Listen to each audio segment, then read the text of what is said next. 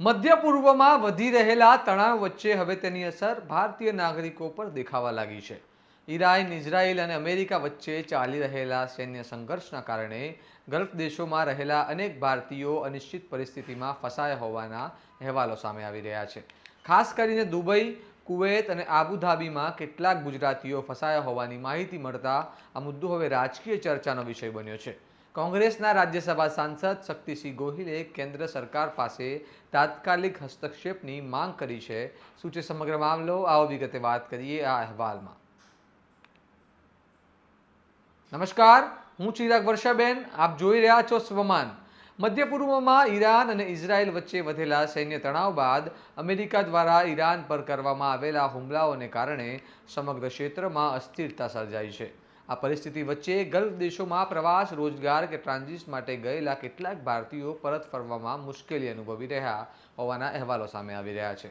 કોંગ્રેસના રાજ્યસભા સાંસદ શક્તિસિંહ ગોહિલે દાવો કર્યો છે કે નડિયાદના પ્રિતેશભાઈ પટેલ અને હિનાબેન પટેલ અમેરિકાની મુસાફરી દરમિયાન કુવૈતમાં ફસાયા છે. ઉપરાંત ઉમરા માટે ગયેલા કેટલાક ગુજરાતી યાત્રિકો સાઉદી અરેબિયાના એરપોર્ટ પર અટવાયા હોવાની માહિતી પણ મળી હોવાનું તેમણે જણાવ્યું છે.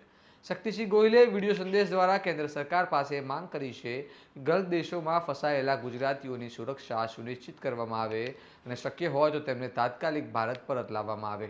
તેમણે કહ્યું કે પરિસ્થિતિ ગંભીર હોય ત્યારે સરકાર તરફથી સ્પષ્ટ માર્ગદર્શન અને સહાય જરૂરી છે. સાંભળો આ મુદ્દે શક્તિસિંહ ગોહિલ શું કહી રહ્યા છે.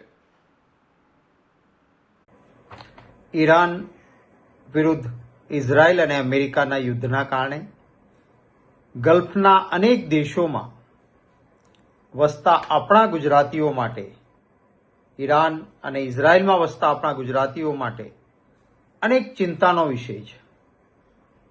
કોઈ પણ ટીવીની ચેનલ ખોલીએ, સતત હવાઈ હુમલાઓ, ડ્રોન, મિસાઇલ્સ આ દ્વારા હુમલાઓ જે વિસ્તારોમાં થાય છે ત્યાં અસંખ્ય આપણા ગુજરાતીઓ વસે છે. મેં માનનીય વડાપ્રધાનશ્રીને અને માનનીય વિદેશ મંત્રીશ્રીને વિનંતી કરતો ઈમેલ મોકલ્યો છે કે આપણા ગુજરાતીઓ જે આ જગ્યાએ છે એમની સંપૂર્ણ સુરક્ષાની વ્યવસ્થા કરવામાં આવે. કેટલાક ગુજરાતીઓ અમેરિકા અને અન્ય જગ્યાએ જવા માટે ગુજરાતથી નીકળ્યા હતા અને એમનું હવાઈ જહાજ દુબઈ, કુવૈત, બહેરીન આવી જગ્યાએ રોકાઈને જવાનું હતું. ત્યાં રોકાયું હવાઈ જહાજ અને એરપોર્ટ બંધ થઈ ગયા છે. એ લોકો ત્યાં ખરાબ પરિસ્થિતિમાં મુકાયા છે. આપણા ગુજરાતના નડિયાદના પ્રિતેશભાઈ પટેલ અને હિનાબેન પટેલ એમના પરિવારે મારો સંપર્ક કર્યો કે કુવૈતમાં એમને અમેરિકા જવાનું હતું, પ્લેન કુવૈત રોકાયું છે અને ત્યાં તેઓ ફસાયા છે. પારાવાર મુશ્કેલીઓનો સામનો કરવો પડી રહ્યો છે. આપણા અનેક યાત્રીઓ જે ખાસ કરીને ઉમરા કરવા માટે જતા હતા એ સાઉદી અરેબિયામાં એરપોર્ટ પર પહોંચવાના સમયે એમને કહેવામાં આવ્યું કે એરપોર્ટ બંધ થઈ ગયું છે, આગળ નહીં જઈ શકાય, નથી એમના માટે કોઈ વ્યવસ્થા. આવા તો અનેક વ્યક્તિઓ ખાસ કરીને આપણા ગલ્ફ કન્ટ્રીઝ સાથે, ગલ્ફના દેશો સાથે આપણો ગુજરાતનો તો સદીઓ પુરાનો વ્યવસાય છે. આપણા સલાયા, કચ્છ, પોરબંદર આ બંદરગાહો ઉપરથી નાની નાની હોડીઓ દ્વારા સતત ફેરી સર્વિસ ચાલે. આપણા દેશને પણ ફાયદો, આપણા દેશની વસ્તુઓ ત્યાં લઈને જઈને વેચાણ પણ થાય છે, દેશને પણ હિત છે. આ બધા નાના લોકો છે. આમની સુરક્ષા અને આમના રોજગારની સુરક્ષા, એમની વ્યવસ્થા આ પણ સરકારે તાત્કાલિક કરવી જોઈએ એવી મેં માંગણી કરી છે. ખાસ કરીને જે ઇઝરાયલમાં, ઈરાનમાં કે ગલ્ફ કન્ટ્રીઝમાં અનેક ગુજરાતી પરિવારો રહે છે એમને પરત ગુજરાતમાં આવવું હોય તો એમને લાવવા માટેની, કારણ કે અત્યારે એમની હાલત તો ખરાબ હશે. ભૂતકાળમાં ખાડી યુદ્ધ થયું ત્યારે કેન્દ્રમાં કોંગ્રેસની સરકાર હતી. સરકારના ખર્ચે બધાને જ પરત લઈને આવ્યા હતા. એ જ રીતે સરકારી ખર્ચે જે ગુજરાતીઓ આવવા માંગતા હોય એમને સહી સલામત લાવવાની વ્યવસ્થા કરવામાં આવે. જે પ્રવાસીઓ એરપોર્ટ પર ફસાયા છે એમના પાસે કોઈ બીજી વ્યવસ્થા નથી. સામાન્ય રીતે આપણે પણ બહાર ફરવા ગયા હોઈએ તો છેલ્લા દિવસે જવાનું હોય ત્યાં સુધીમાં શોપિંગ આ તે ખર્ચાઓ કરી લીધા હોય, પછી કંઈ વધ્યું ના હોય. હવે એવા સમયે અચાનક જો એરપોર્ટ બંધ થઈ જાય અને રોકાવાનું થાય તો આપણે સમજી શકીએ છીએ કેવી મુશ્કેલી થાય. મને કેટલાક સમાચારો મળ્યા એ પ્રમાણે અન્ય મોટાભાગના દેશોએ આવા રીતે ફસાયેલા વ્યક્તિઓ માટે પોતાના નાગરિકોને રહેવા, જમવા, હોટલ બધી વ્યવસ્થા કરી છે.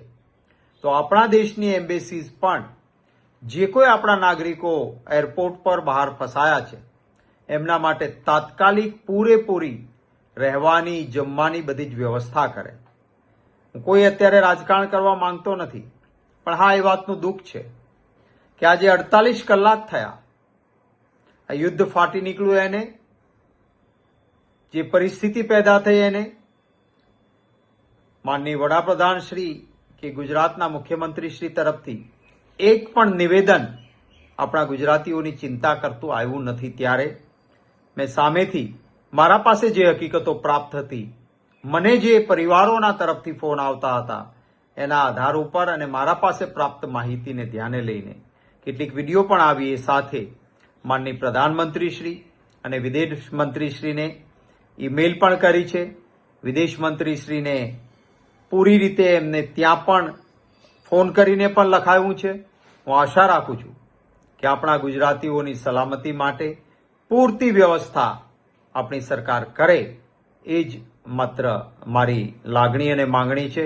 ઈશ્વરને પણ પ્રાર્થના છે કે આપણા જે કોઈ ગુજરાતીઓ જ્યાં ક્યાંય છે ત્યાં આ યુદ્ધના સમયે સલામત રહે અને સલામત રીતે પરત આવે. નમસ્કાર. હાલ સુધી કેન્દ્ર સરકાર તરફથી આ મુદ્દે કોઈ સત્તાવાર નિવેદન આવ્યું છે કે નહીં તે સ્પષ્ટ નથી, પરંતુ સામાન્ય રીતે આવી પરિસ્થિતિમાં વિદેશ મંત્રાલય દૂતાવાસો મારફતે નાગરિકોને સહાય પૂરી પાડતા હોય છે. હવે જોવાનું રહેશે કે મધ્ય પૂર્વમાં વધતા તણાવ વચ્ચે ભારત સરકાર ગલ્ફ દેશોમાં રહેલા પોતાના નાગરિકો માટે કયા પગલાં લે છે અને ફસાયેલા ગુજરાતીઓ સુધી સહાય કેટલી ઝડપથી પહોંચે છે.